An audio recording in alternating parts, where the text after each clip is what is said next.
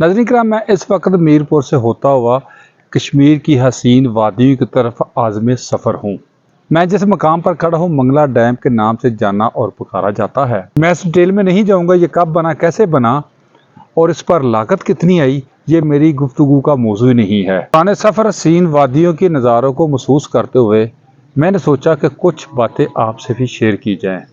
कुछ दिनों से जो राब्ते मुनक़ता हुए थे उन्हें जोड़ा जाए। कुछ दिनों से पसंद नापसंद की बुनियाद पर शुतर बेमहार की तरह सोशल मीडिया पर एक सर्द जंग छिड़ी हुई है जो ख़त्म होने का नाम ही नहीं ले रही। इसकी लुग़ियात से कितने लोग मुतासर हुए और कितने न जाने होंगे। अजीम लिखारी मुदब्बर शहाबुद्दीन लिखते हैं, वो एक जीप पर बैठकर यहाँ पहुँचे तब मीरपुर इस जगह पर आबाद था।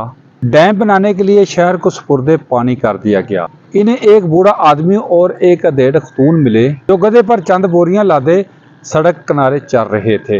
हमें पूछा ये बैतुल माल का दफ्तर किधर है। हम मुस्कुराए और पूछा आपको बैतुल माल में क्या काम है। उन्होंने बताया कि मीरपुर शहर शहीद होने पर इस बूढ़े जोड़े ने बहुत सी जगह खरीदते रहे और सिक्के तलाश करते रहे। इन गधों पर लदी हुई बोरियां सिक्कों से भरी हैं। हम ये बोरियां कौमी अमानत बैतुल माल में जमा करवाना चाहते हैं। कुदरतुल्लाह शहाब लिखता है, उन्होंने ये सिक्कों से भरी बोरियां जीप में रखी और उन बूढ़े जोड़े को भी साथ बिठा लिया। उन्हें ये गम मारता रहा कि मेरी सीट पर इन ज़हीफ बूढ़ों को बैठना चाहिए था और मुझे इनकी मिट्टी के आलूदा पाँव में, मतलब यहाँ के लोग कितने शानदार, ईमानदार और सादा मज़ाब मुसलमान थे। बहरहाल एक शख्स आग के शोलों से एक सांप को जलता हुआ देखकर उसे बचाने का फैसला करता है। सांप को पकड़ते ही सांप उसको डस लेता है।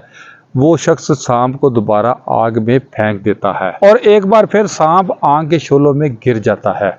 इस दौरान वो शख्स आसपास देखकर एक देहाती छड़ी ढूंढता है और एक बार फिर सांप को बचाने की कोशिश में लग जाता है। एक और शख्स वो इस सारे माजरे को देख रहा होता है।